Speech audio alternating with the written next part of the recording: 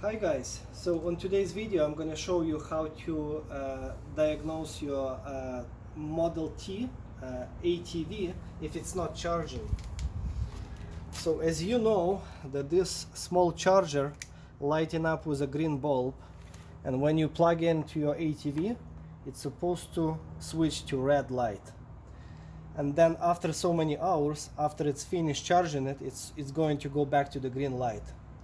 But if you plug in your charger and it's still green light instead of red, in some cases all you have to do just restart the ignition by clicking it on and off, and this light will switch from green to red.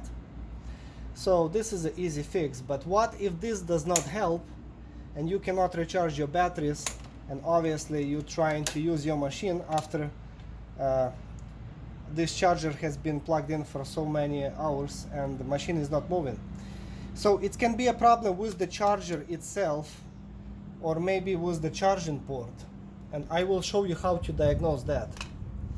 Well, to test your charger, the only way to properly to test your charger, you have to have a multimeter, so to check the voltage. So this charger is supposed to produce about between 27 to 28 volts at this end. So you have to set your multimeter to the DC voltage and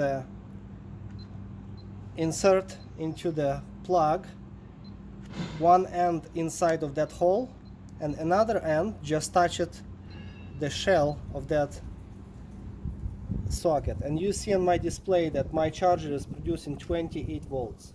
So my charger is working fine.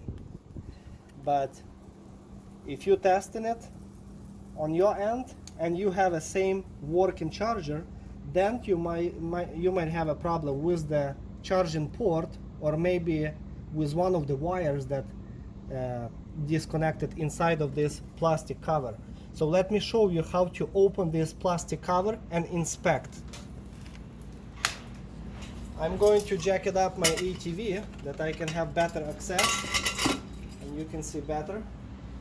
Now you have to open this side of the cover because all of the screws are facing this side.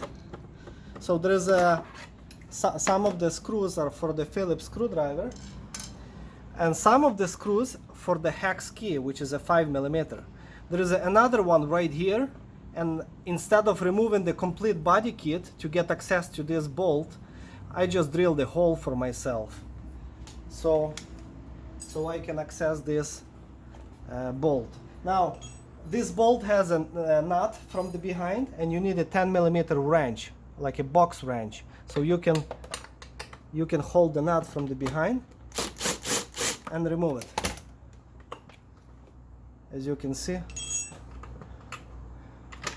now it's removed. This is the only place where you're gonna have nut. The rest of the screws are just the screws itself by themselves, and no nuts on the back. Okay, this one and two more. So you're gonna have a total of 6 screws to remove before you can inspect what's inside. Okay, now looks like I removed all of them. Now you have to just wiggle it out and remove it. As you can see, the charging port from the inside and 2 wires attached to that charging port. So make sure that those 2 wires are attached, otherwise it will not be accepting a charge.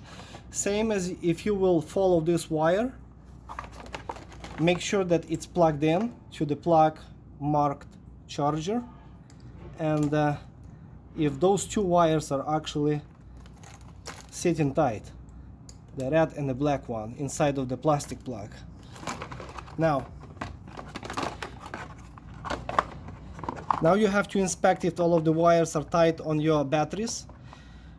they should be tight. As you can see, they all of those big wires are soldered directly to the battery terminal, so it's really, I don't see how it's possible that those wires will be not intact, unless this bungee strap was damaged and the battery was you know, flying inside of this case. So maybe the wire could be broken. Other than that, they should be intact forever. Now, if all of the wires are okay and you don't have any problem with any loose connections, now plug in your charger into the charging port, and with the same multimeter, test if you have a same voltage coming from here at this plug. And you're supposed to have, let me just not convenient right now, hold on. I'm going to insert the probe and touch it with my multimeter. So I have 29 volts, so everything is okay. My charger is charging my batteries. So you're supposed to have voltage coming from here through this charging port to here. Now this wire or this voltage going into the silver box right here, which is the main controller, and the same voltage is being processed or just basically flowing through that silver box and going back to your batteries. So if you will unplug your battery plug, and you see this is a female plug, you're supposed to have the same voltage here as here, which means that your silver box is passing power through and everything is okay. So let's see if how many volts I have there.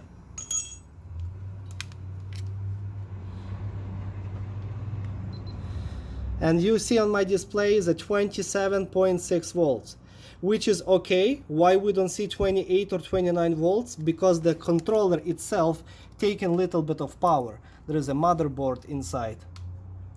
So you have a voltage here, you have a voltage coming here, going through the controller, going back to the batteries, and once you plug in your battery plug, which is the male plug, it's supposed to charge your batteries.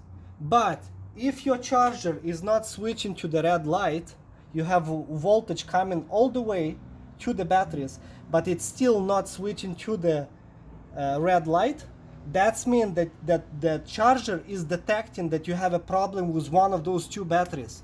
So you will have to take those batteries to the battery shop and get them tested, because there is a chance that one of those two batteries are defective, and that's why your charger is not switching from green to red light. Okay? Thank you. Bye.